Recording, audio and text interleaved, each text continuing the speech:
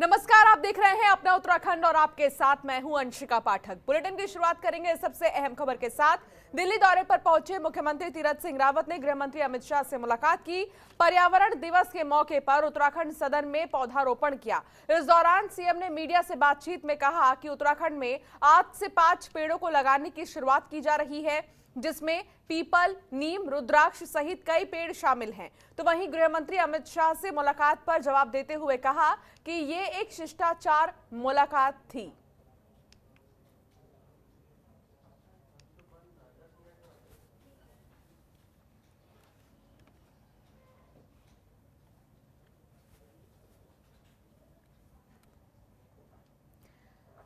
तो वहीं मुख्यमंत्री तीरथ सिंह रावत ने विश्व पर्यावरण दिवस के मौके पर जीएमएस रोड स्थित भागीरथी पूरम आवास पर वृक्षारोपण किया। मुख्यमंत्री ने इस मौके पर जामुन का पेड़ लगाया है। मुख्यमंत्री तीरथ सिंह रावत ने विश्व पर्यावरण दिवस के मौके पर घोषणा की है कि राजस्व अभिलेखों में दर्ज राज्य के सभी गांवों के तालाबों की मरम्मत की जाएगी। इसके लिए 1 साल का समय तय किया गया है। इसके अलावा वित्तीय वर्ष 2022 से 23 में जलवायु परिवर्तन संबंधी कार्यों को भी मुख्य धारा में लाने के लिए बजट की शुरुआत की जाएगी। मुख्यमंत्री ने कहा कि इस साल विश्व पर्यावरण दिवस की थीम इकोसिस्टम की बहाली है। इकोसिस्टम रेस्टोरेशन के तहत पेड़ लगाकर और पर्यावरण की रक्षा कर बढ़ते प्रदूषण को कम करने और इकोसिस्टम पर बढ़ते दबाव को कम करने की दिशा में विशेष ध्यान देना होगा।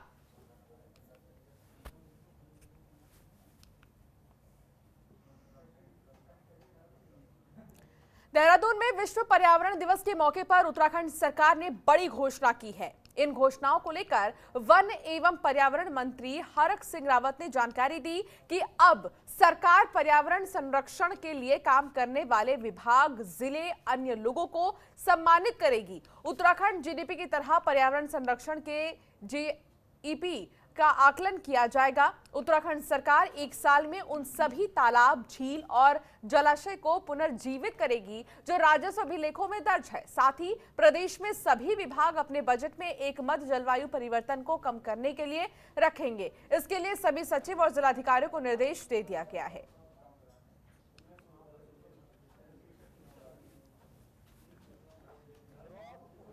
इन्वायरमेंट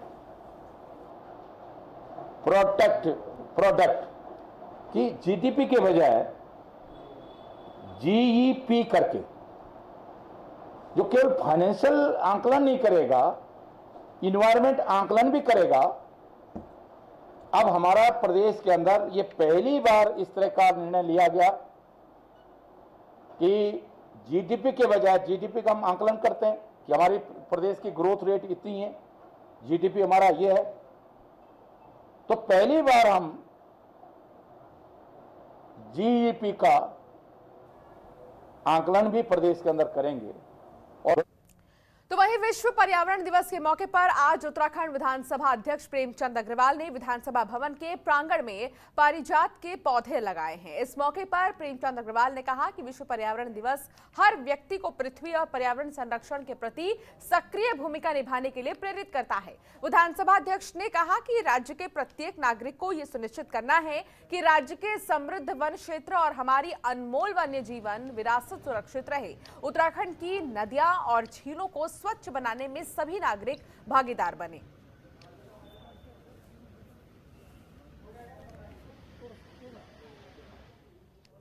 फिर भी हम लोग हर वर्ष, चाहे जैसे पर्यावरण दिवस हो या कोई भी ऐसा ओकेजन आता है, हम लोग पौधारोपण करके पर्यावरण को संरक्षित करने का एक संदेश भी देते हैं। और निश्चित रूप से जिस प्रकार से आज प्रदूषण, तमाम चीज़ें हैं, और आपने अभी देखा कोरोना में जिस समय लोग बड़े बीमार थे, उनका एक ही जो समस्या थी वो थी ऑक्सीजन। और ऑक्सीजन के लिए हमें आज आवश्यकता है पेड़ों को संरक्षित करने की, नए नए पौधे लगाने की और पौध बढ़ाने की, पेड़ पौधे बढ़ाने की। तो मैं समझता हूँ ये हमारे लिए एक चेतावनी भी थी कोरोना के दौरान। तो इसलिए हमें सभी को मिलकर संकल्प लेना चाहिए कि ज़्यादा पौधारोपण करें, ज़्यादा पेड़ हमारे यहाँ पनपें। तो टिहरी पहुंचे शहरी विकास मंत्री बंशीधर भगत ने जिलाध्यक्ष के घर जाकर उनके माता पिता के देहांत पर शोक संवेदना व्यक्त की है। और बीजेपी ऑफिस में कार्यकर्ताओं के साथ बैठक की। मंत्री बंशीधर भगत ने कोविड महामारी के दौरान इस दौर में सरकार और संगठन द्वारा किए जा रहे कार्यों की सराहना की है। भगत ने कार्यकर्ताओं से मिशन 2022 के लिए एकजुट होकर काम करने को कहा और आम जनता तक केंद्र और प्रदेश सरकार द्वारा किए जा रहे कार्यों को पहुंचाने के लिए भी निर्देश दिए। बंशीधर भगत ने दावा किया है कि 2022 में एक बार फिर से बीजेपी की सरकार पूर्ण बहुमत के साथ आएगी।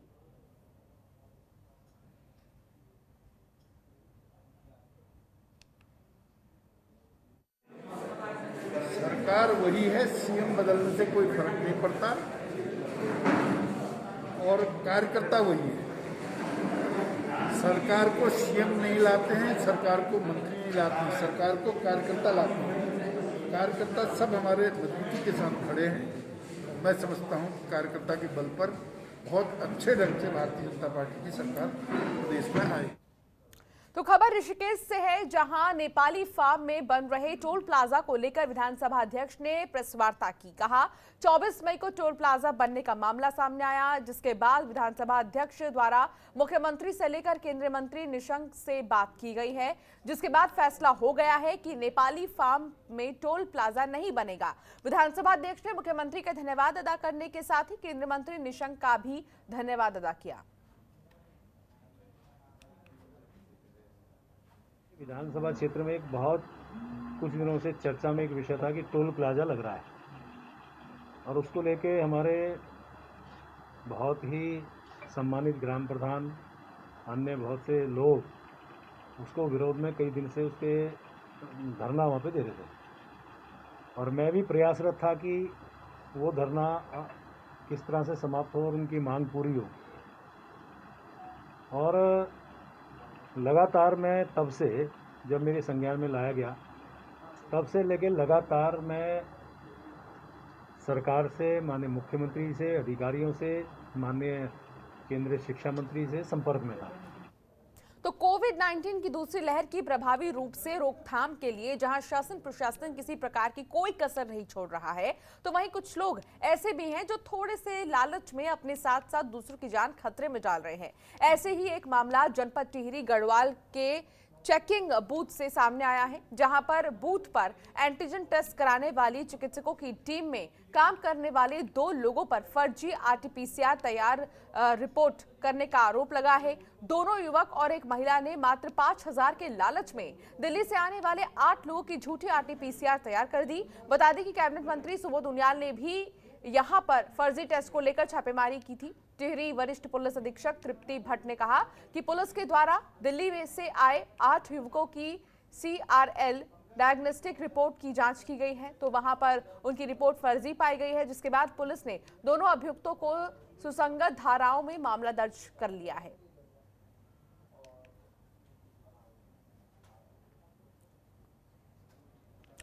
टिहरी में विश्व पर्यावरण दिवस के मौके पर पुलिस लाइन चंबा में वृक्षारोपण कार्यक्रम का आयोजन किया गया, जिसमें टिहरी वरिष्ठ पुलिस अधीक्षक तृप्ति भट्ट ने आज जिले के प्रख्यात पर्यावरणविद विजय जरदारी को सम्मानित किया है और उनके साथ वृक्षारोपण किया है। इसके साथ ही प्रत्येक पुलिसकर्मियों ने भी वृक्षारोपण किया और पौधों की देखरेख का संकल्प लिया।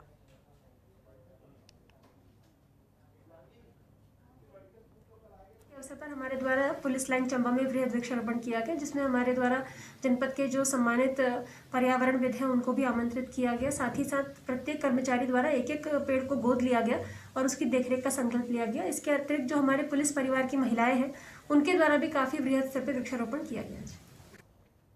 तो वहीं सितारगंज में विश्व पर्यावरण के मौके पर अखिल भारतीय विद्यार्थी परिषद के द्वारा सरस्वती शिशु मंदिर केशव नगर में वृक्षारोपण किया गया है, जिसमें तमाम विद्यार्थी परिषद के कार्यकर्ता मौजूद रहे और विद्यार्थी परिषद के नगर मंत्री विशाल श्रीवास्तव ने बताया कि वृक्ष हमारे जीवन में बहुत ही महत्वपूर्ण है और ऐसा नहीं है कि हम केवल विश्व वृक्षारोपण के दिन ही पौधा लगाएं, हम अपने जीवन में जितने संभव हो सकते हैं उतने पौधे लगा सकते हैं।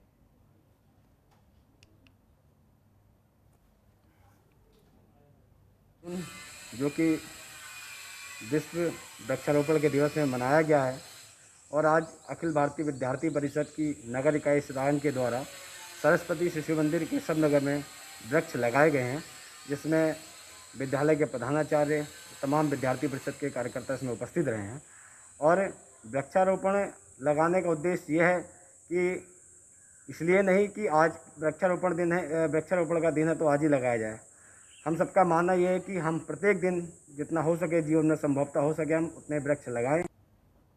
तो वहीं लालकुआं में विश्व पर्यावरण दिवस के मौके पर डॉली रेंज वन विभाग के परिसर में पौधारोपण कार्यक्रम आयोजित किया गया, जहां इस दौरान फलदार और छायादार पौधे लगाए गए हैं। इस पौधारोपण कार्यक्रम में नगर पंचायत पूर्व चेयरमैन पवन चौहान और डॉली रेंज के क्षेत्राधिकारी अनिल जोशी ने संयुक्त रूप से पौधारोपण किया। इस दौरान रेंजर अनिल जोशी ने कहा कि कोरोना काल में लोगों को पर्यावरण संरक्षित करने की सीख मिली है और लोगों को एहसास भी हुआ है कि जब पर्यावरण बचेगा तभी जिंदगी बचेगी। उन्होंने कहा कि वन की ओर से क्षेत्र के जनप्रतिनिधियों को 11-11 पौधे वितरित किए गए हैं ताकि वो अपने अपने क्षेत्रों में पौधारोपण कर सके। उन्होंने लोगों से अपील करते हुए निवेदन किया है कि पौधारोपण सिर्फ फोटोग्राफी तक ही सीमित ना रखें बल्कि पौधों की देखभाल भी करें।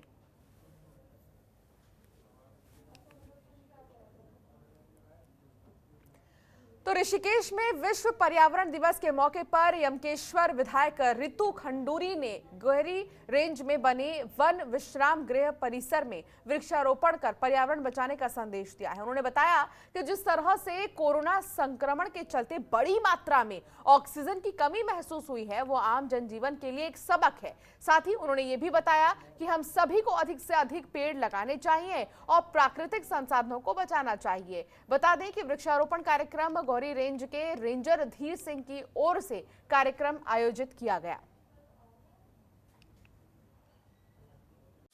खबरों के निष्पक्ष विश्लेषण के लिए सब्सक्राइब करें Jantantra TV and press the bell icon. Never miss any update.